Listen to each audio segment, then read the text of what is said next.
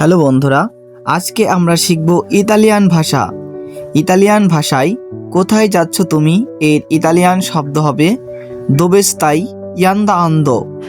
দোবেস্তাই ইয়ান্দা Ando.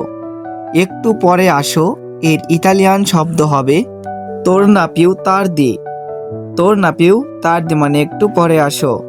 তাড়াতাড়ি আসো এর ইতালিয়ান ভাষা হচ্ছেন ভিয়ানি সুভিতো। ভিয়ানি সুভিতো।